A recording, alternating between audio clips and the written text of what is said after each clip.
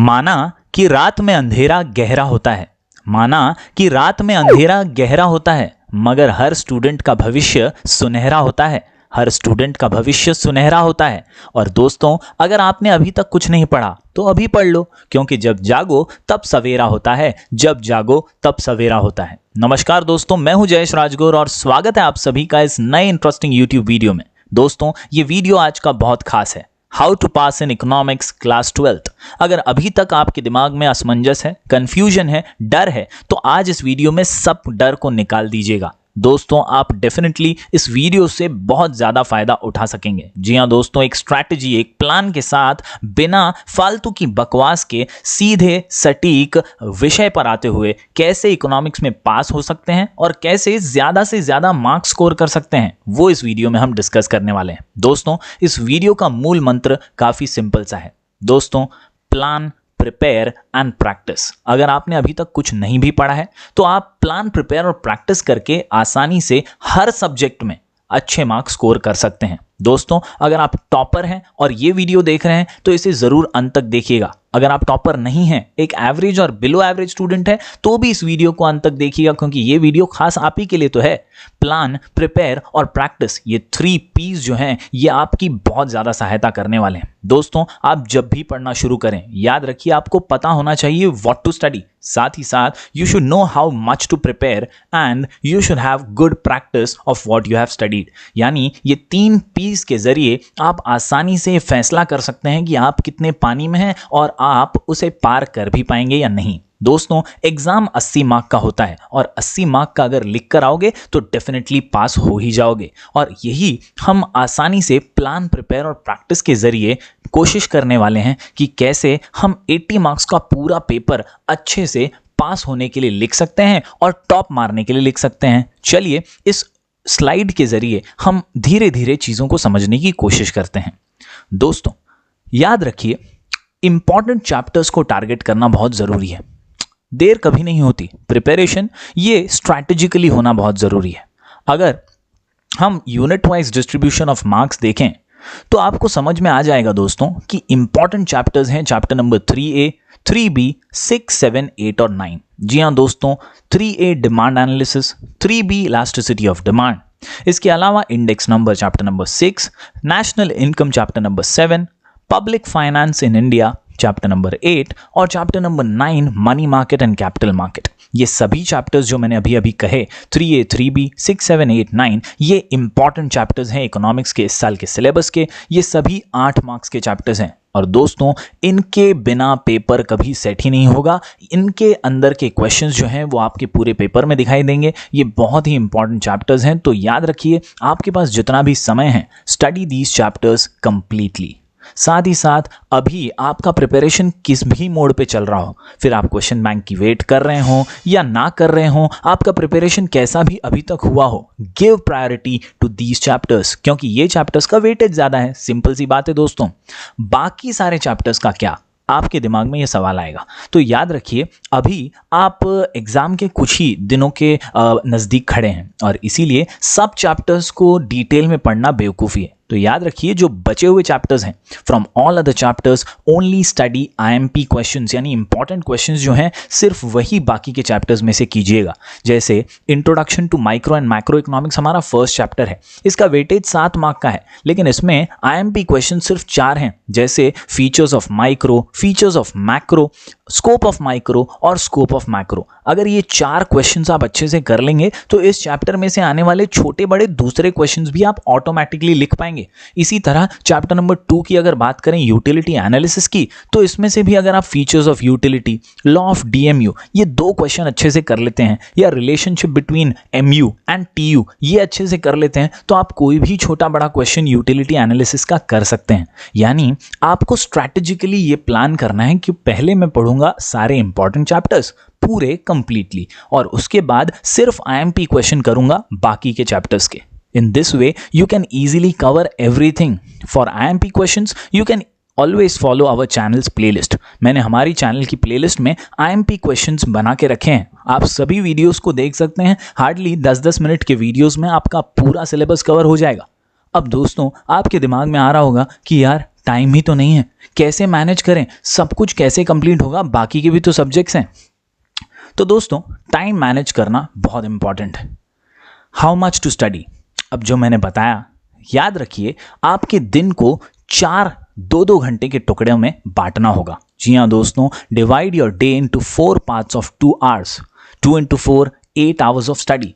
अगर आप अभी ठान रहे हैं कि पढ़ाई करनी है तो 8 घंटे तो पढ़ना पड़ेगा। दोस्तों ये 8-8-8 वाला रूल है ना, ये लाइफ में बहुत काम आता है। 8 घंटा सोइए, 8 घंटा बाकी सारे काम कर लीजिए और 8 घंटा पढ़ाई कीजिए। ये एक स्टूडेंट के लिए आइडियल टाइम टेबल है। जी हाँ दोस्तों, 8 hours of study, 8 hours of sleep, 8 hours for the rest of the things, यानी मम्मी डैडी की हेल्प करना हो, मोबाइल फ़ोन देखना हो, दोस्ती यारी ताज़ा माज़ा जो भी, 8 घंटे रेस्ट ऑफ द थिंग्स। लेकिन 8 घंटे की पढ़ाई होनी ही चाहिए बिना डिस्ट्रैक्शन के। अब ये 8 घंटे की पढ़ाई के अंदर give 3 hours to theory subjects, जिसमें इकोनॉमिक्स हो या तो OCM हो या तो SP। ये आप डेज डिसाइड करके खुद के हिसाब से 3 घंटे के लिए पर्टिकुलर सब्जेक्ट पढ़ सकते हैं। यानी 3 घंटा इकोनॉमिक्स कीजिए एक दिन 3 घंटा OCM कर लीजिए, एक दिन 3 घंटा SP कर लीजिए। दोस्तों 8 घंटे में से 3 घंटा कोई भी एक सब्जेक्ट थियरी का करिए ही, साथ ही साथ बचे हुए 5 घंटों में आप अकाउंट्स, मैथ्स इत्यादि अलग अलग सब्जेक्ट्स को दे सकते हैं। दोस्तों 8 घंटे का ये शेड्यूल आपके लिए बहुत ज़बरदस्त साबित होगा और आपका हर सब्जेक्ट कंप्लीटली प्रिपेयर हो जाएगा। जी हाँ, follow this schedule strictly, religiously and consistently. इसमें ज़रा भी डिस्ट्रैक्शन, आलस या कोई भी प्रकार का एक्सक्यूज़ मत ढूंढिए। ये 8 घंटे आपसे कोई छीन ना सके, इसकी जिम्मेदारी आपको उठानी पड़ेगी। दोस्तों ये 8 आवर स्ट्रैटेजी जो है ना, ये आपकी बहुत मदद करेगा और टाइम कितना भी कम क्यों ना हो, आप अगर उसे मैनेज अच्छे से कर लेंगे तो आप सफलता ज़रूर हासिल करेंगे। दोस्तों अब बात करते हैं कि कैसे पेपर पैटर्न को क्रैक करना है। दोस्तों अगर आप सिर्फ पास होना चाहते हैं, अगर आप सिर्फ एक एवरेज या बिलो एवरेज स्टूडेंट हैं और आपको ऐसा लगता है कि यार मैं स्कोर तो ज़्यादा मार्क्स नहीं कर पाऊंगा अभी पढ़ के, तो भी आप बहुत अच्छे मार्क्स ला सकते हैं। जी हाँ दोस्तों, try to understand the paper pattern. कुल मिलाकर के 6 क्वेश्चंस हमारे क्वेश्चन पेपर में दिए हुए हैं। दोस्तों आज मैं आपको एक ऐसी स्ट्रैटेजी बताऊंगा जिससे आपके अंदर का सारा डर दिमाग से निकल ही जाएगा। जी हाँ दोस्तों, सारा का सारा डर निकल जाएगा। कुल मिलाकर के 6 क्वेश्चंस हैं। मैं हमेशा ये एडवाइस करता हूँ कि everyone, whether average student, whether below average student, एक टॉपर हो या एक बिलो एवरेज स्टूडेंट हो, मेरी सलाह हमेशा यही रहती है कि हर स्टूडेंट को पूरा पेपर अटेम्प्ट करना चाहिए। आपको पूरा पेपर अटेम्प्ट करना आता हो या ना आता हो, हर चीज़ लिखिए, हर चीज़ अटेम्प्ट तो कीजिए।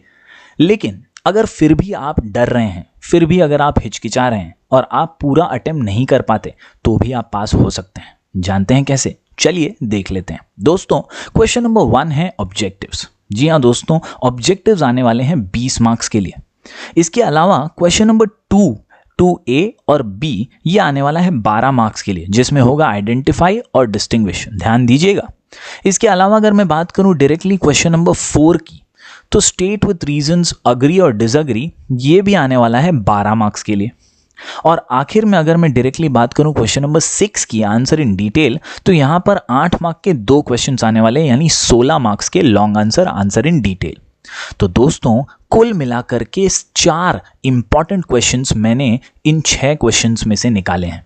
दोस्तों क्वेश्चन पेपर में कुल मिलाकर के 6 क्वेश्चंस हैं, मैंने इसमें से 4 जॉट डाउन किए हैं, 4 अलग किए हैं।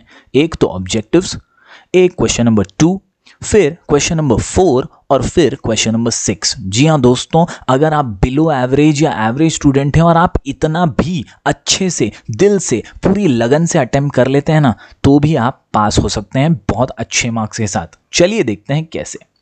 दोस्तों अगर मैं बात करूं 20 मार्क के ऑब्जेक्टिव्स की, दोस्तों इस साल 20 मार्क के ऑब्जेक्टिव्स में गारंटी के साथ आप बहुत अच्छे मार्क्स स्कोर कर सकते हैं। फिर भी बुरी से बुरी हालत में अगर आपके 10 रॉन्ग भी हो गए तो आप एटलीस्ट 10 मार्क्स तो स्कोर कर ही लेंगे। इसके अलावा दोस्तों अगर बात करूं क्वेश्चन नंबर 2 की, यहाँ आइडेंटिफाई और डिस्टिंग्विश बिटवीन 12 मार्क्स के लिए आता है। दोस्तों बुरी से बुरी हालत में आप कम से कम 8 मार्क्स तो यहाँ स्कोर कर ही सकते हैं, क्योंकि डिस्टिंग्विश बिटवीन कुछ तो ऐसे आएंगे ही जो आपने IMP चैप्टर्स के पढ़े होंगे और वो आपके सामने एग्जाम में आ जाएंगे और आप उसे अच्छे से लिख भी लेंगे। तो 8 मार्क्स यहाँ पर आसानी से स्कोर किए जा सकते हैं। इसके अलावा सबसे अच्छा और स्कोरिंग ऑप्शन है अग्री और डिसअग्री, जहां सिर्फ अग्री या डिसअग्री सही लिखने का भी 1-1 मार्क्स मिल जाता है और इसीलिए 12 में से यहाँ पर 8 मार्क्स स्कोर करना भी बहुत आसान है। दोस्तों आखिर में अगर बात करूं आंसर इन डिटेल की, जो 16 मार्क्स के लिए आपको 2 बड़े क्वेश्चंस लिखने होते हैं, यहां पर मैं आपके मिनिमम 10 मार्क्स पकड़ रहा हूं। दोस्तों 16 में से आप 10 आसानी से स्कोर कर ही सकते हैं। अगर आपके दिमाग में आ रहा होगा नहीं सर 10 कैसे आएगा, तो याद रखिए यहां पर लॉ ऑफ डिमांड जैसा क्वेश्चन तो दिखने ही वाला है। इसके अलावा प्राइस इलास्टिसिटी का क्वेश्चन, इसके अलावा IMP चैप्टर्स जो आपने देखे हैं उसमें से कोई ना कोई एक क्वेश्चन तो क्लिक हो ही जाएगा जो आप 100% एफर्ट के साथ लिखेंगे और इसीलिए यहां पर 16 में से 10 मार्क्स स्कोर करना काफी आसान है। जी हाँ दोस्तों, हमने पूरा पेपर अटेम्प्ट भी नहीं किया, सिर्फ 4 क्वेश्चंस अटेम्प्ट किए हैं। Question number 1 objectives, question number 2 identify और डिस्टिंग्विश, क्वेश्चन नंबर 4 अग्री और डिसअग्री और आखिरी क्वेश्चन आंसर इन डिटेल। इतना भी अगर आप अच्छे से लिखते हैं तो आपको दोस्तों बहुत स्कोप मिलता है मार्क्स वसूल करने का। जी हाँ दोस्तों, आपका टैली हो जाता है 36 मार्क्स, तो डरने की कोई बात ही नहीं है। इसके अंदर 20 मार्क्स अगर इंटरनल आपके कॉलेज के अगर मैं ऐड कर दूं तो आपके 56% मार्क्स तो आसानी से हो जाते हैं। तो इकोनॉमिक्स में पास होना कोई बड़ी बात नहीं है। अगर आप पूरा पेपर अच्छे से अटेम्प्ट करेंगे तो ये 56-76 में आसानी से बदल सकता है। जी हाँ दोस्तों, आपको मैंने अभी सिर्फ एक अंदाजा, एक सैंपल बताया है कि इतने क्वेश्चंस अटेम्प्ट करके भी आप 56% तो यूं ही ला सकते हैं, तो 70 लाना बहुत आसान हो जाएगा। जी हाँ दोस्तों, अगर आप एक टॉपर हैं, if you are a topper, तो और आप ज्यादा मार्क्स स्कोर करना चाहते हैं तो डेफिनेटली आपको सभी चैप्टर्स पढ़ने होंगे। आपको प्रैक्टिस करने होंगे 5 प्रैक्टिस पेपर्स। जी हाँ दोस्तों, बोर्ड एग्जाम से पहले 5 पेपर्स एटलीस्ट सॉल्व कर लीजिए। उससे ज़्यादा करेंगे तो बहुत अच्छी बात है। डिस्क्रिप्शन में मैं प्रैक्टिस पेपर्स की लिंक दे दूंगा। जी हाँ दोस्तों, फोकस कीजिए प्रेजेंटेशन पे। अगर आप टॉप मारना चाहते हैं तो आपका प्रेजेंटेशन नीट और टाइडी होना ज़रूरी है। डायग्राम्स को अच्छे से प्रेजेंट करना बहुत ज़रूरी है। कोई क्वेश्चन छोड़िए नहीं। जैसे मैंने अभी इससे पहले सैंपल बताया, मैंने वहाँ पर क्वेश्चन नंबर 3 को अटेम्प्ट नहीं किया, क्वेश्चन नंबर 5 को अटेम्प्ट नहीं किया, मैंने सिर्फ 4 ही क्वेश्चन अटेम्प्ट किए। लेकिन आपको अगर ज़्यादा मार्क्स स्कोर करने हैं तो सब कुछ अटेम्प्ट करना चाहिए, क्योंकि आप टॉप करना चाहते हैं और यहाँ पर कुछ भी छोड़ना नहीं है। साथ ही साथ दोस्तों, अगर आप स्कोर करना चाहते हैं ज़्यादा मार्क्स तो study well and you will definitely rock the exams. तो उम्मीद करता हूं दोस्तों ये प्रेजेंटेशन आप समझ पाए होंगे और इकोनॉमिक्स में आसानी से अच्छे मार्क्स स्कोर करेंगे। दोस्तों ऐसे ही इंफॉर्मेटिव वीडियोस मैं आपके लिए लेकर आता रहूँगा। कनेक्टेड रहिए, जुड़े रहिए। हम मिलेंगे फिर एक बार कुछ और नए वीडियोज़ के साथ। तब तक के लिए do like, share and subscribe.